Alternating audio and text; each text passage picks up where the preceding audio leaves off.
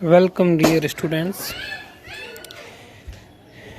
इस प्रश्न पत्र के अंतर्गत हमने इससे पहले पढ़ा कि अंग्रेजों ने भारत में राजसत्ता स्थापित करने के बाद कृषि के क्षेत्र में कुछ नीतियों को अपनाया था।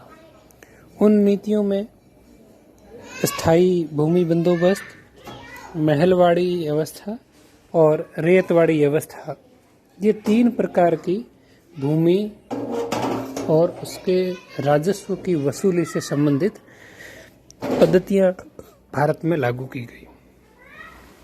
इन पद्धतियों के क्या परिणाम हुए? तीनों ही पद्धतियों का जो एक निष्कर्षात्मक परिणाम निकला वो ये था कि भारतीय किसान जो पहले स्वयं जमीन के मालिक थे, अब बहुत हद तक जमीन की मिल्कियत उनसे छूट चुकी थी, उनके हाथ से जा चुकी थी। और अंग्रेजों ने जब मिल्कियत और भूमि पर स्वामित्व प्राप्त किया तो उत्पादन बढ़ाने के कई नए तरीके भी अपनाए। इन तरीकों से उत्पादन तो बढ़ा, लेकिन उत्पादन किन चीज़ों का बढ़ा, किन फसलों का बढ़ा, यह तथ्य जानना बहुत ही ज़रूरी है। क्योंकि हमने पिछले वर्ष पढ़ा था कि यूरोप में औद्योगिक क्रांति हुई और उस औद्योगिक क्रांति में जैसा कि हम जानते हैं कि उद्योगों के लिए कच्चे माल की बहुत ज़रूरत होती है। कच्चा माल जैसे वस्त्र उद्योग के लिए कपास कच्चा माल है, वहीं वस्त्र उद्योग के लिए ही नील कच्चा माल है। तो ये कच्चे माल की बहुत ज़रूरत होती थी। और ये जो कपास है या नील है, ये उष्णकटिबंधीय फसलें थी जो यूरोप में नहीं होती थी। इसलिए अंग्रेजों ने भूमि बंदोबस्त की जब व्यवस्थाएं लागू की तो उन्होंने यह प्रयास किया कि कच्चे माल की ये जो फसलें हैं, इन फसलों पर भी हमारा अधिकार हो जाए तो हम यूरोप में कारखानों की स्थापना अच्छे तरीके से कर सकते हैं। इसलिए उन्होंने एक ऐसी व्यवस्था को जन्म दिया और उस व्यवस्था के तहत ऐसी फसलों के उत्पादन पर अधिक बल दिया गया जो उन उद्योगों में कच्चे माल के रूप में मददगार हो सकती थी। ऐसी फसलों को नकदी फसल कहा जाता है। नकदी फसल इसलिए कहा जाता है क्योंकि वो खाद्यान्न या खाने के योग्य फसल नहीं है। उसको केवल और केवल बाजार में बेच करके नकद धन प्राप्त किया जा सकता है। ऐसी फसलों को नकदी फसल कहते हैं। तो अंग्रेजों ने भारत में नकदी फसलों को बढ़ावा देने का प्रयास किया और उन नकदी फसलों में सबसे महत्वपूर्ण कौन सी थी? कपास, नीले रंग से संबंधित है। एक प्रकार का पौधा होता है जिससे नीला रंग निकलता है और कपड़ों को रंगाई करने के लिए ये बहुत ही ज़रूरी होती थी। तो कपास और नील के अलावा चाय, कॉफ़ी, इनके बागान स्थापित किए गए। ये नकदी फसलें थी जिनका उत्पादन करने के लिए अंग्रेजों ने भारतीय किसानों को मजबूर किया। अब मजबूर कैसे किया, इसकी उन्होंने एक पूरी प्रक्रिया निर्धारित की। सबसे पहले जो पूंजीपति कहा जाता था, वो व्यक्ति भारतीय किसानों के पास जाता और उनके साथ में एक समझौता करता। समझौते में क्या होता था? क्योंकि नकदी फसलें बोनी है तो नकदी फसलें बीज के रूप में चाहिए और ये महंगी होती थी, इसलिए किसानों के पास में बीज के रूप में कपास के बीज या चाय के या कॉफ़ी के या नील के बीज आसानी से उपलब्ध नहीं होते थे और इसके ऊपर लागत भी ज़्यादा आती थी। तो इन पूंजीपतियों ने इन समझौते में जो चीज़ रखी वो ये थी कि हम आपको पेशगी देंगे।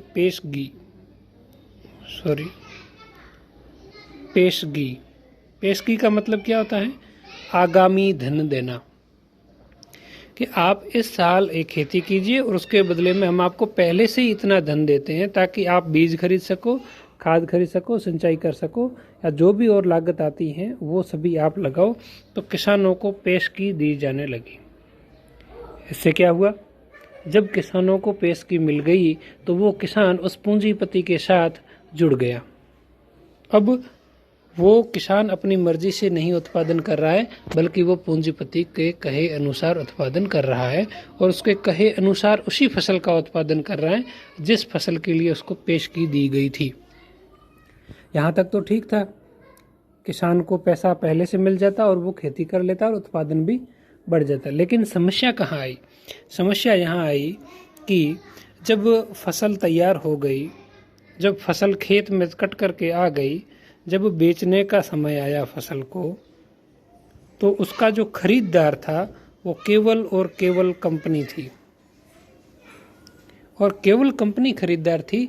इसलिए उसने किसानों को मनमाने दर पर किसानों से वो चीज़ें खरीद ली। जो फसलें हुई थी उनको बहुत ही कम दर से या कम रेट से वो फसलें खरीद ली।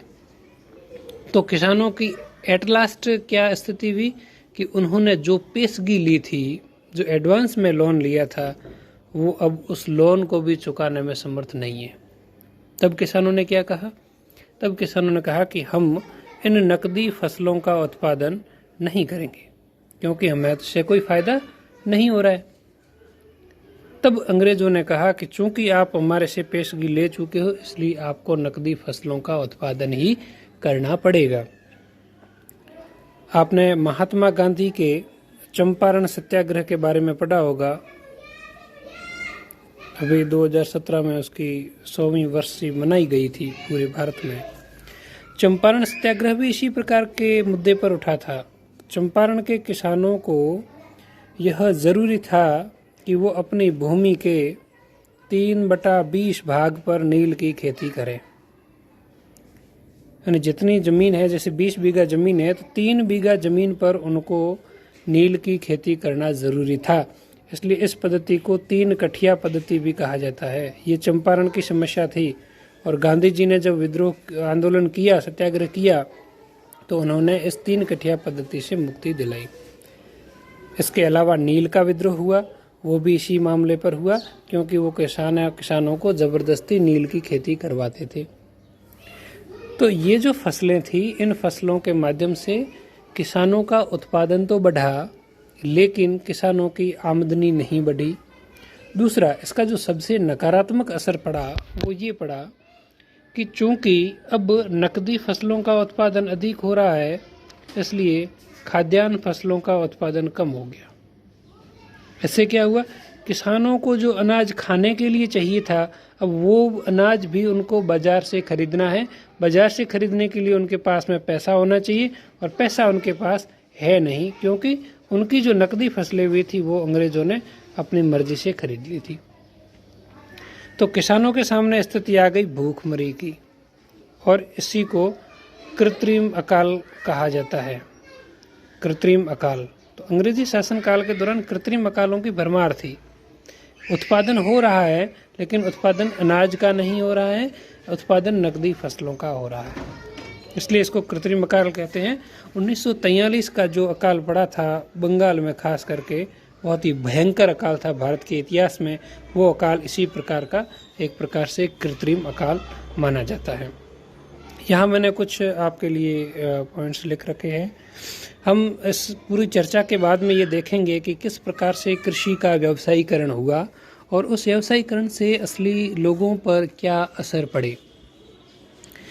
तो कुछ तथ्य हैं, जैसे गैर खाद्य फसलों की कुल और प्रति व्यक्ति, गैर खाद्य फसलें यानी नकदी फसलें, उनका कुल उत्पादन बढ़ा और प्रति व्यक्ति उत्पादन भी बढ़ा। प्रति व्यक्ति उत्पादन क्या होता है कि खेत में 5 व्यक्ति काम कर रहे हैं और 15 बोरी अनाज हुआ है, तो प्रति व्यक्ति 3 बोरी उत्पादन हुआ है। ये प्रति व्यक्ति उत्पादन है। तो गैर खाद्य फसलों का प्रति व्यक्ति उत्पादन भी बढ़ा और कुल उत्पादन भी बढ़ा। क्यों बढ़ा? इसके कुछ कारण हैं। जैसे एक तो मांग में बढ़ोतरी हुई, यहाँ से अंग्रेज इस गैर खाद्यान्न फसलों को बहुत ही जल्दी खरीद लेते थे और वो उसको सीधे सीधे इंग्लैंड भेज देते थे। दूसरा, कीमतों में वृद्धि होने लगी। क्यों? क्योंकि इसकी मांग यूरोप में बहुत अधिक थी। कहा जाता है कि भारत के इस कच्चे माल के आधार पर ही इंग्लैंड में औद्योगिक क्रांति हुई और फिर सरकारी निवेश भी था। सरकार स्वयं रुचि लेकर के गैर खाद्यान्न फसलों में निवेश कर रही थी, पैसा लगा रही थी, इसलिए किसान प्रेरित होते थे ये खेती करने के लिए। और इसका एक उदाहरण कपास के माध्यम से समझाया गया है कि कपास में आई उछाल ने भारत को औद्योगिकृत पश्चिम की कृषिगत वस्तुओं व उच्च माल का आपूर्तिकर्ता बना दिया। औद्योगिकृत पश्चिम यानी यूरोप है, उस समय औद्योगिकरण की गति में बढ़ रहा है, लेकिन भारत में कपास कच्चे माल के रूप में उत्पादन हो रहा है। तो जब कपास का उत्पादन अधिक मात्रा में हुआ तो यूरोप अधिक औद्योगिकृत हो गया और भारत है वो कच्चे माल का आपूर्तिकर्ता ही रह गया, इसलिए यहाँ पर कोई भी प्रकार के उद्योग नहीं लग सके। अगले टॉपिक में मैं आपको यही बताऊंगा कि भारत में उद्योग क्यों नहीं लग सके। तो उसका एक कारण ये था कि हम यहाँ पर केवल कच्चा माल उत्पादन कर रहे थे, यहाँ पर कोई भी कारखाना नहीं लग सका, जिससे अनौद्योगिकरण को बढ़ावा मिला। इसी दौरान खाद्यान्न में कमी आई, जिसका एक आंकड़ा आपके सामने रख रहा हूँ कि 1891 से लेकर के 1947 के बीच का ये आंकड़ा है, लगभग 60 साल के समय। यहाँ इस काल के दौरान जनसंख्या में 0.67% की वृद्धि हुई। कितनी जनसंख्या बढ़ी? 0.67%। लेकिन खाद्यान्न उत्पादन कितना बढ़ा? 0.11%। कहने का मतलब ये है कि जितनी जनसंख्या बढ़ी उससे कम खाद्यान्न उत्पादन हुआ। तो जब खाद्यान्न उत्पादन नहीं बढ़ रहा है, जनसंख्या अधिक बढ़ रही है, तो भूखमरी की स्थिति आएगी। साथ ही प्रति एकड़ खाद्यान्न उत्पादन में 18% की गिरावट आई। ये बहुत ही बड़ी गिरावट थी, क्योंकि खाद्यान्न उत्पादन में जनसंख्या वृद्धि के साथ साथ वृद्धि होनी चाहिए थी, लेकिन नकदी फसलों को बढ़ावा देने के कारण यह जो वृद्धि है वो -18% चली गई। -18% ये गिरावट हो गई प्रति एकड़ खाद्यान्न उत्पादन में। और इन सब के क्या प्रभाव हुए? सूदखोरी और व्यापारिक पूंजी को जन्म दिया गया। अब जब किसानों के पास में, जैसे मैंने आपको पेशगी वाला उदाहरण बताया, तो किसानों के पास में नकद रुपया तो बचा नहीं, उनको अनाज खाद्यान्न भी उसको खुद को खाने के लिए खरीदने पड़ेंगे।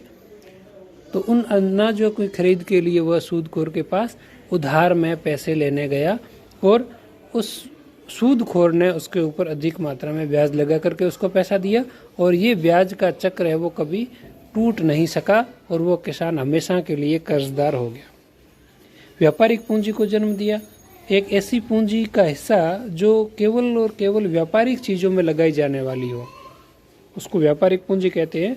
और व्यापार जो नकदी फसलों का किया जाता था, इसमें बहुत अधिक मात्रा में पूंजी का निवेश किया गया। कृषक समाज में असमानता बढ़ गई। असमानता कैसे बढ़ गई? क्योंकि ऐसे लोग जो नकदी फसलों की खेती करते हैं लेकिन वो ज़मीन के मालिक है, जमींदार है, या ऐसे लोग जो नकदी फसलों का व्यापार अंग्रेजों के साथ में करते हैं, यानी वो एक प्रकार के कॉन्ट्रैक्टर हैं, मीडिएटर हैं, मध्यस्थ है। तो उन लोगों के पास, मध्यस्थों के पास में ज़मीन भी है, संपत्ति भी है, और वो दिनों दिन धनवान होते जा रहे हैं। जबकि किसान जो पहले ज़मीन का मालिक था, अब वो धीरे धीरे भूमिहीन होने लग गया है। यहाँ मैंने नीचे आपको एक पिरामिड के माध्यम से बताया है कि जब 1931 की जनगणना हुई, तो 1931 की जनगणना के समय भारत के किसानों की क्या स्थिति थी। तो जैसा कि इसमें बताया गया है, भूमिहीन जो है, यानी किसी भी प्रकार की कोई ज़मीन उनके पास में नहीं है, ऐसे 38% लोग हैं। यानी कुल जनसंख्या का 40% भाग ऐसा है जिसके पास कोई ज़मीन नहीं है। तो वो खेती की या मजदूरी कहाँ करता है? दूसरों के खेतों पर जाकर करता है।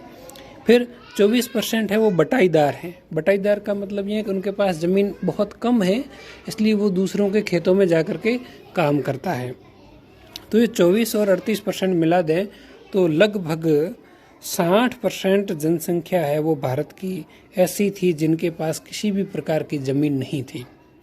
छोटे किसान 9% हो गए, बेहतर किसान 25% और संपन्न वर्ग केवल 3.6%।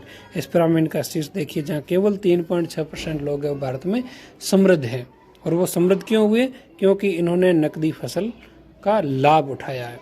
तो असमानता इतने स्तर की देखिए कि पूरी जनसंख्या में 3% लोग हैं वो समृद्ध हैं, जबकि 60% से ज़्यादा लोग हैं वो गरीब है। तो ये असमानता जन्म लिया।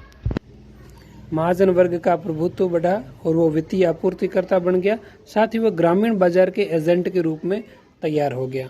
जो सूदखोर था, जो महाजन वर्ग था, अब वो अंग्रेजों के लिए एक प्रकार से मीडिएटर हो गया और उसने एजेंट के रूप में अपनी भूमिका बढ़ाई और खेतीहरों की जमीन छिन गई और गैर कृषिकरण को बढ़ावा दिया। गैर कृषिकरण क्या होता है कि जब कृषि करने वाले लोग गैर कृषि कार्यों में लगते हैं। क्योंकि कृषि लाभदायक नहीं थी, इसलिए उन्होंने दूसरे व्यवसायों की तरफ जाना सोचा। और दूसरे व्यवसायों की स्थिति, खास करके उद्योगों की कैसी थी वो अगले वीडियो में बताऊंगा, लेकिन इतना अभी बता दूं कि उद्योगों की स्थिति भी अच्छी नहीं थी। उद्योगों से लोग बेरोजगार होकर के खेती में जा रहे थे, खेती वाले बेरोजगार होकर के कहाँ जाए। तो इस प्रकार से भारत में बेरोजगारी की दर है वो बहुत अधिक बढ़ गई। इस बेरोजगारी के कारण भारत में गरीबी और भूखमरी बहुत ज़्यादा बढ़ गई। तो एक समय का भारत जो सोने की चिड़िया था, वो इन अंग्रेजों की औपनिवेशिक नीतियों के कारण धीरे धीरे कंगाल और विपन्न देश की ओर बढ़ रहा था। तो आज की वीडियो में हमने ये देखा कि अंग्रेजों के आने के बाद भारत में कृषि का व्यवसायीकरण हुआ और उस व्यवसायीकरण के भारत पर क्या प्रभाव पड़े। अगली वीडियो में हम पुनः औपनिवेशिक नीतियों के अंतर्गत उद्योगों पर पड़ने वाले भारत में उद्योगों पर पड़ने वाले प्रभावों की चर्चा करेंगे। Thank you.